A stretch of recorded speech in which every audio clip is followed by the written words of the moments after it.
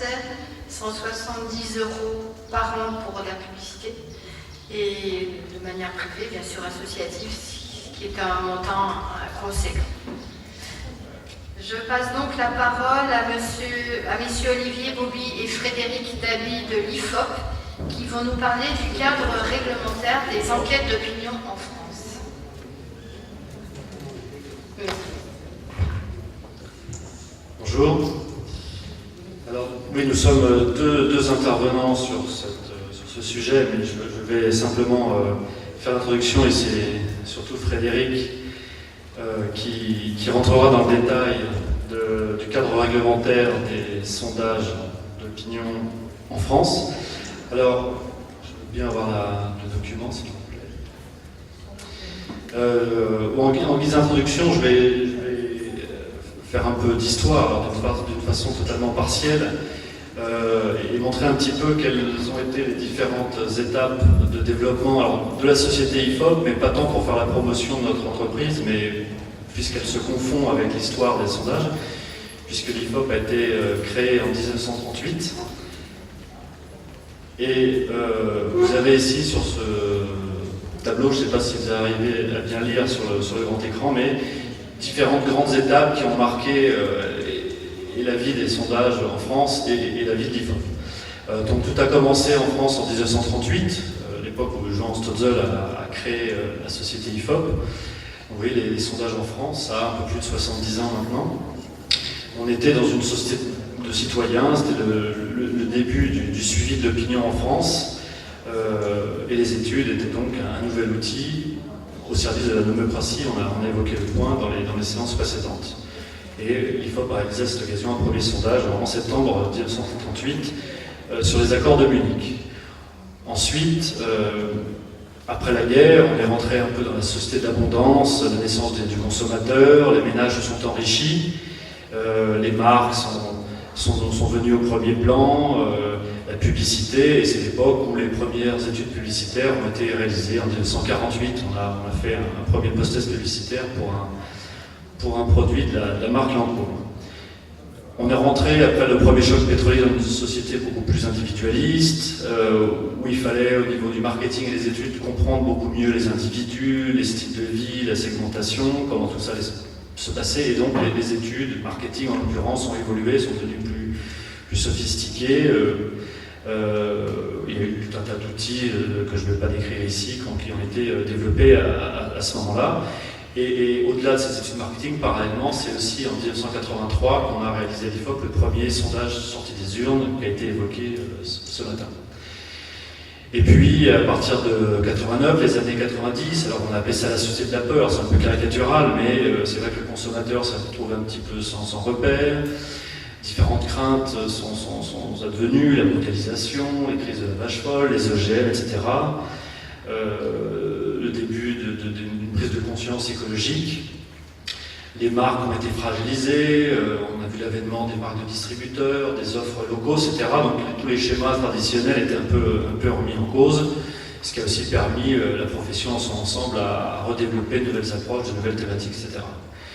Et puis les années 2000, la société s'est un peu reconnectée, donc c'est l'avènement d'Internet. Les gens sont tous connectés entre eux, participent à la création des offres, des marques, etc. Le citoyen et le consommateur, le citoyen est tout à fait complexe, il est à la fois responsable dans certains achats futiles pour d'autres, il est à la fois influent et influencé, etc. Donc on est vraiment rentré dans le détail des différentes attitudes d'un même consommateur, et accessoirement, mais c'est peut-être ça montre aussi que la communication reste un point important. On a développé une application iPhone pour que, là aussi, nos clients ou les gens qu'intéressent nos sondages puissent recevoir, en tout cas dès lors qu'ils sont rendus publics, les dernières informations de notre société.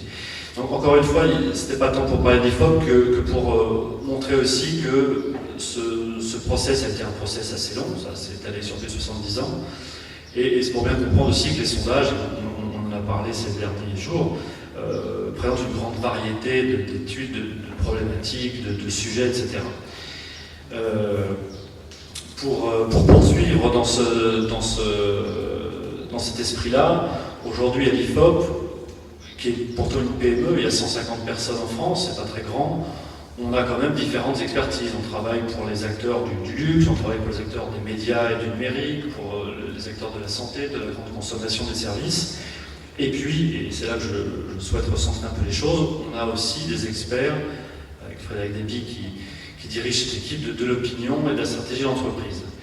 Et la connexion fait aussi que les études d'opinion concernent aujourd'hui tous les secteurs d'activité. On va parler des sondages politiques, on en a parlé, on va en reparler évidemment, mais il y a aussi tout un tas d'autres études qui sont réalisées, qui relèvent des études d'opinion, qui peuvent être publiées ou non publiées et qui sont aujourd'hui demandées par les grands donneurs d'ordre, clients, annonceurs, distributeurs de ces différents secteurs. Donc pour ne parler que des études d'opinion, elles restent aussi assez diverses. Alors c'est une façon de faire une typologie de ces études d'opinion, elle est discutable évidemment, et on en a vu une autre ce matin de mémoire, mais voilà, alors on les a organisées comme ça. Vous avez des études électorales, des études politiques, il y a les intentions de vote, il y a les études de popularité, d'autres, vous avez des études qui abordent des questions plus sociologiques, sociétales, sur le travail, sur la santé, sur la famille, sur l'éducation, sur le développement durable.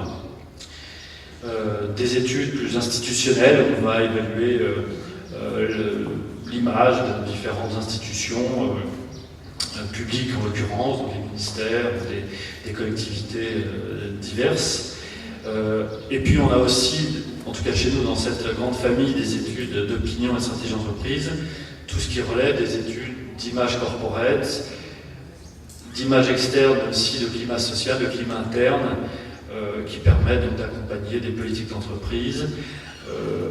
Et puis, ce qui se sont développés ces dernières années, des sondages événementiels qui consistent pour un annonceur ou une marque, quelle qu'elle soit, de prendre la parole en s'appuyant sur un sondage qui peut créer l'événement dans certains cas. Donc on est là dans le cadre d'une utilisation alors mercantile, diront certains, mais en tout cas de communication d'un sondage. Ça peut aussi aider à prendre la parole sur un sujet. Alors ça peut être mercantile, mais ça peut être aussi prendre la parole sur des sujets citoyens qui concernent tout le monde et qui ne sont pas là uniquement pour vendre un produit ou un service.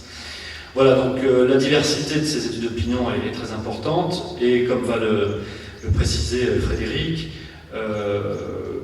il faut faire la distinction entre les sondages qui sont publiés et des sondages qui restent confidentiels, puisqu'on verra, et puisqu'on est là pour parler de la réglementation, les règles ne sont pas les mêmes quand un sondage ou une enquête est publiée ou lorsqu'elle n'est pas publiée. Merci beaucoup. Bonjour à tous et merci de votre accueil lors de ce colloque. Effectivement, Olivier vient de le dire, au-delà de la diversité des études d'opinion, et c'est vrai qu'on est sur des thèmes extrêmement divers, lorsqu'on s'intéresse au cadre réglementaire des enquêtes d'opinion, qui est notre sujet aujourd'hui, il faut faire un vrai distinguo entre les études publiées et les études non publiées. Qu'est-ce qu'une étude publiée? C'est une étude commandée par, la plupart souvent, un média.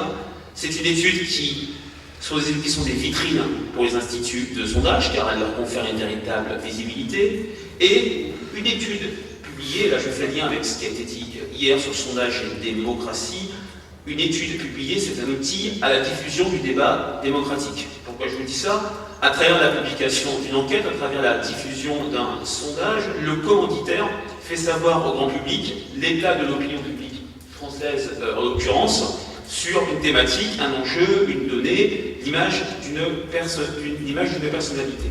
Donc il y a les études publiées et bien sûr les études non publiées dans lesquelles le sondage est plus un produit, c'est un outil pour des décideurs privés, des décideurs publics, d'aide à la décision.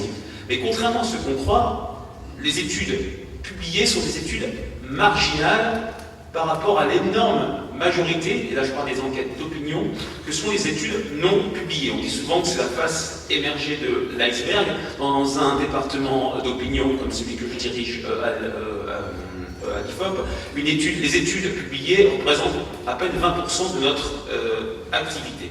Et justement, et on va en rentrer plus dans le cadre de notre exposé, sur les études ou sondages non publiés, il faut bien avoir en tête une idée très simple, il n'y a pas de réglementation spécifique. aucune législation particulière ne s'applique aux sondages non publiés, même si, en dépit de l'absence de ce cadre, figure toute une série de règles, toute une série de bonnes pratiques qui constituent un cadre, je dirais, officieux. Il y a d'abord des codes de déontologie, il y a des bonnes pratiques, ne serait-ce que l'établissement de règles contractuelles entre un client qui va commander un sondage et l'institut de sondage, le calendrier de réalisation de l'enquête, les conditions de paiement, et on sait que c'est des règles très formalisées pour les enquêtes commandées par les pouvoirs publics dans le cadre du code des marchés publics.